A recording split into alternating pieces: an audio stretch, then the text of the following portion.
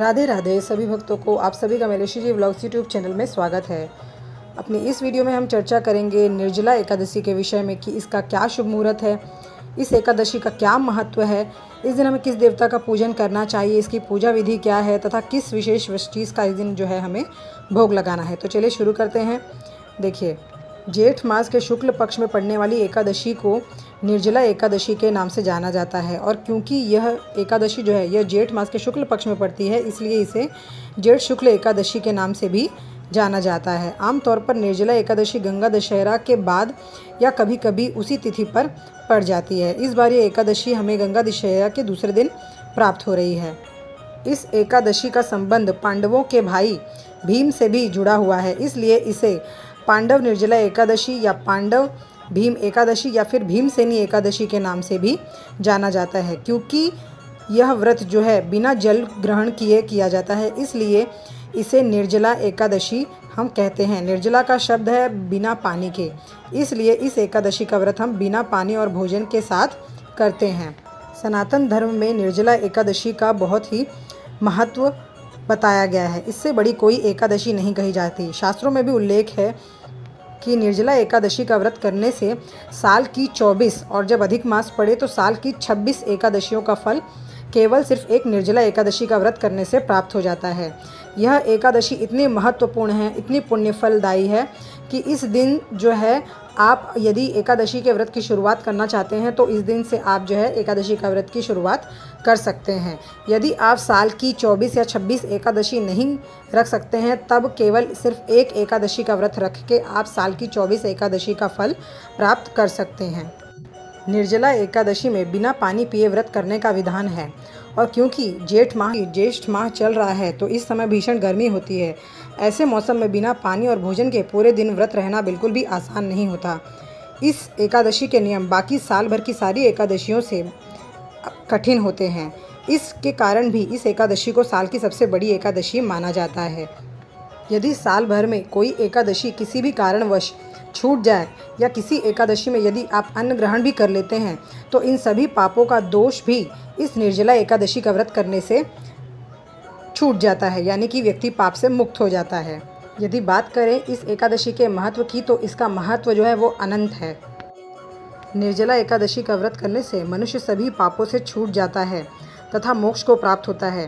निर्जला एकादशी का व्रत करने से व्यक्ति को सभी तीर्थों में स्नान करने का पुण्य फल प्राप्त होता है। साथ ही साथ जो भी दान मनुष्य सारी एकादशियों में करता है उन सभी का फल मनुष्य को निर्जला एकादशी का व्रत करने से प्राप्त होता है। साल भर में शुक्ल पक्ष और कृष्ण पक्ष दोनों एकादशियों का व्रत करने से एवं धन धान्य बल आयु पुत्र आरोग्यता की प्राप्ति जिससे हमें प्राप्त होती है वह सब कुछ हमें सिर्फ इस एक एकादशी के करने से प्राप्त हो जाती है। जो भी व्यक्ति निर्जला एकादशी का व्रत करता है उसे मृत्यु के पश्चात यम के दूत लेने नहीं आते, बल्कि विष्णु के पार्षद उसके पास आते हैं और अंत में समय में उस व्यक्ति को विष्णु लोक में लेकर जाते हैं। इसलिए यत्नपूर्वक निर्जला एकादशी का व्रत अवश्य करना चाहिए। इस एकादशी में जलदान और गोदान करने से मनुष्य सभी पापों से छूट जाता है, इसलिए यह भी हमें अवश्य करना चाहिए। जो भी व्यक्ति निर्जला एकादशी के दिन सुवर्ण अन्न वस्त्र का दान करता है वह सब अक्षय हो जाता है तथा उस व्यक्ति को अनंत पुण्य फल की प्राप्ति होती है। जो भी व्यक्ति निर्जला एकादशी के दिन अन्न गौ वस्त्र शैया आसन कमंडल छत्र पादद्राण इनका सुपात्र को दान देता है, यानी कि ब्राह्मण को या किसी ज़रूरतमंद व्यक्ति को दान देता है, वह सोने के विमान में बैठकर स्वर्ग को जाता है। साथ ही साथ इस दिन निर्जला एकादशी के व्रत का महत्व एवं कथा सुनने का भी विशेष महत्व बताया गया है। शास्त्रों में ऐसा वर्णन है कि जो भी व्यक्ति कथा एवं उसका महात्म्य सुनता है वह स्वर्ग को प्राप्त होता है। साथ ही साथ एकादशी के व्रत के पश्चात पारण के समय व्यक्ति को किसी सुपात्र ब्राह्मण को इन चीज़ों का अवश्य दान देना चाहिए तथा ब्राह्मणों को संतुष्ट करना चाहिए। साथ ही साथ यदि संभव हो तो एक मटका या फिर कलश में जल भरकर दान अवश्य करना चाहिए। साथ ही साथ इस दिन शरबत का दान मीठे पानी का दान शरबत का दान प्याऊ इत्यादि अवश्य करवाना चाहिए, जिससे कि मनुष्य जो है अंत में सभी पापों से छूटकर परम पद को प्राप्त होता है और भगवान के लोक जाता है। चलिए अब बात कर लेते हैं शुभ मुहूर्त की। तो देखिए एकादशी तिथि की शुरुआत हो रही है 30 मई को दोपहर 1:07 पर और इसका समापन हो रहा है 31 मई को दोपहर 1:45 पर। इसलिए उदय तिथि के अनुसार यह व्रत हम करेंगे 31 मई 2023 को। अगर बात करें शुभ योग की तो देखिए इस दिन जो है सर्वार्थ सिद्धि योग का निर्माण होने जा रहा है, जो कि सुबह 5:24 से लेकर 6 बजे तक रहेगा। निर्जला एकादशी के दिन रवि योग का भी निर्माण हो रहा है। साथ ही साथ जो दूसरा पूजा का मुहूर्त है वह सुबह 7:45 से लेकर 9:27 तक रहेगा। यदि बात करें निर्जला एकादशी के व्रत के पारायण की तो देखिए यह है 1 जून को सुबह 5:24 से लेकर 8:10 तक। इस बीच जो है हमें पारायण व्रत का कर लेना है। अगर चलिए अब बात कर लेते हैं कुछ विशेष नियमों की या कुछ विशेष बातों की जिसका कि हमें इस व्रत में विशेष रूप से ध्यान रखना है। देखिए इस व्रत में जल पूरी तरह से निषेध है। यदि आप निर्जल व्रत करते हैं तो आपको निर्जल व्रत का संकल्प लेना है।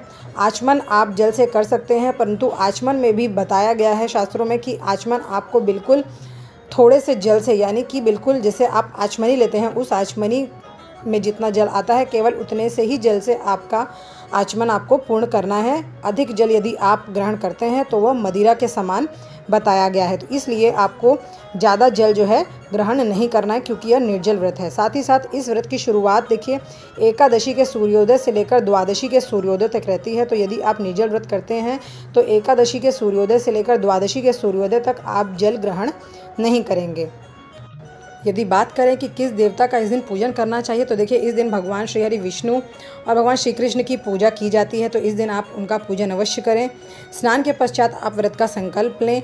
यदि आप निर्जल व्रत नहीं कर सकते तब आप एक समय फलाहार का नियम ले सकते हैं। तब भी कोशिश यह करें कि इस दिन आप नमक ना खाएं, आप फलाहार पर रहें, यानी कि केवल फलों पर रहें।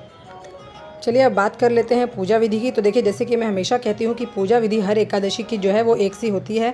इसका नियम जो है दशमी तिथि से शुरू हो जाता है, यानी कि दशमी तिथि के दिन सूर्यास्त के बाद आपको कुछ हैवी भोजन ग्रहण नहीं करना है, यानी और विशेष रूप से आपको सूर्यास्त के बाद चावल नहीं खाना है। यदि आप खाते भी हैं तो आप रोटी सब्जी ले सकते हैं, परंतु चावल आप ना खाएँ।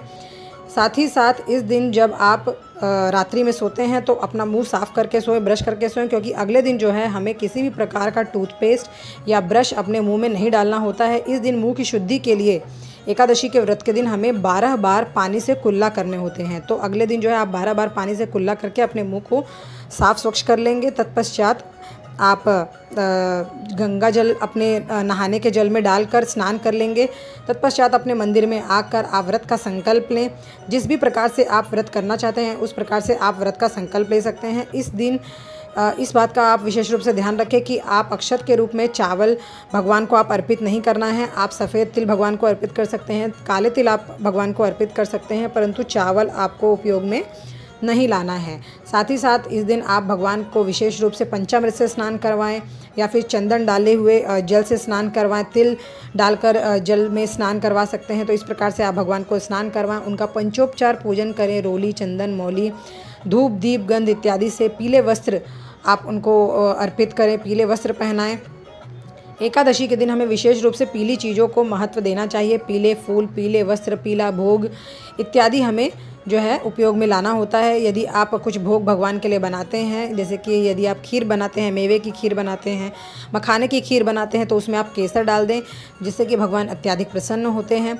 इस दिन आपको भगवान विष्णु के सहस्त्र नाम उच्चारण करते हुए आप तुलसी अर्चन कर सकते हैं। विष्णु चालीसा, कृष्ण चालीसा, सहस्त्र नाम, विष्णु स्तोत्र इत्यादि का पाठ आप कर सकते हैं। भगवान श्री कृष्ण के ओम नमो भगवते वासुदेवाय इस मंत्र का जाप आप कर सकते हैं। साथ ही साथ कथा और उसका महात्म्य पढ़ना बिल्कुल ना भूलें, क्योंकि इसके बिना आपका व्रत जो है वो संपूर्ण नहीं माना जाता। तो इस दिन आप अवश्य ही कथा और उसका महात्म्य सुने, तब पश्चात आप भगवान की आरती करें। जैसा कि मैं हमेशा कहती हूँ कि एकादशी में हमें दीपदान अवश्य करना चाहिए। तो घर के मंदिर में तुलसी के समक्ष जो भी देववृक्ष आपके आसपास हो, जैसे कि पीपल का वृक्ष हो गया, केले का वृक्ष हो गया, जो भी वृक्ष आपके आसपास है उस पर आप दीपदान अवश्य करें। अपने घर के मुख्य चौखट पर आप दीपदान करें। अपने रसोई के में जहाँ पर आपका मटका रखा होता है, घड़ा रखा होता है पानी का, वहाँ पर आप दीप प्रज्वलित अवश्य करें। तो इस प्रकार से आपको दीपदान अवश्य करना चाहिए।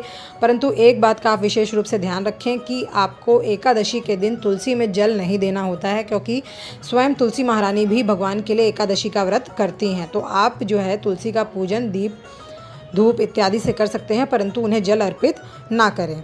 तो इस प्रकार से जो है आप व्रत करें, और यदि संभव हो तब आप रात्रि में भगवान का कीर्तन करें। यदि ज़्यादा समय तक संभव ना हो तब भी आप 1 से 2 प्रहर यानी कि 6 से 9 बजे तक और 9 से 12 बजे तक यदि आप संभव हो तो 2 प्रहर आप जागरण करके भगवान का कीर्तन कर सकते हैं, भगवान का नाम ले सकते हैं, जिससे कि भगवान प्रसन्न होते हैं।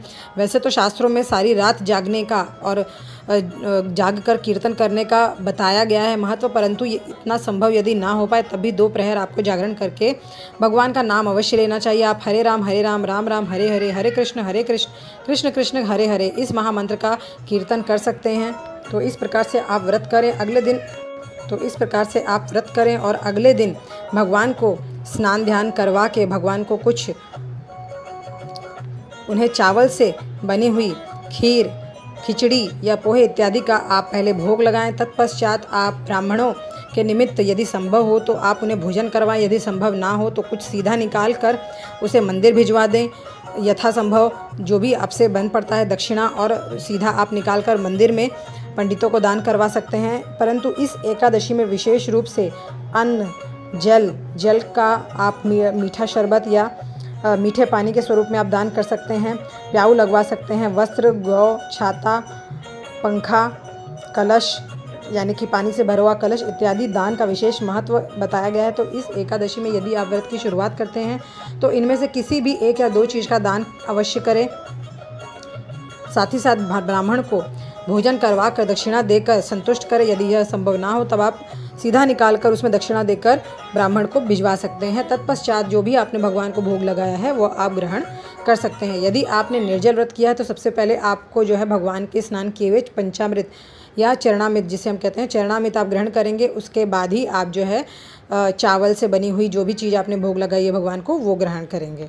चलिए अब बात कर लेते हैं कि इस दिन, इस एकादशी के व्रत में हमें किस विशेष चीज़ का जो है हमें भोग लगाना है। तो देखिए, इस दिन विशेष रूप से आपको जो है कैरी का यानी कि कच्चे आम का भोग लगाना है। तो कच्चे आम का आप किसी भी रूप में भोग लगा सकते हैं। जैसे कि आप कच्चे आम का जो मीठा बनाते हैं हम, मीठा अचार जैसे होता है, उस रूप में आप भगवान को भोग लगा सकते हैं। क्योंकि कच्चा आम बहुत ही खट्टा होता है। तो हमारे जो लड्डू गोपाल हैं ये छोटे से होते हैं, तो इन्हें हम इतना खट्टा आम भोग ना लगाकर, कच्ची कैरी का भोग ना लगाकर इसमें थोड़ा सा शक्कर डालकर उसे पका कर फिर भोग लगा सकते हैं।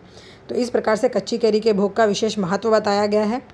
आशा करती हूँ अपनी इस वीडियो में मैंने निर्जला एकादशी से संबंधित संपूर्ण जानकारी आपको दे दी है। यदि आपको मेरी वीडियो अच्छी लगती है तो प्लीज़ इसे लाइक, शेयर एंड सब्सक्राइब करें। इसी के साथ अपनी वाणी को विराम देते हुए और आप सभी को प्रणाम करते हुए आप सभी को मेरी Radhe Radhe. Please like, share and subscribe.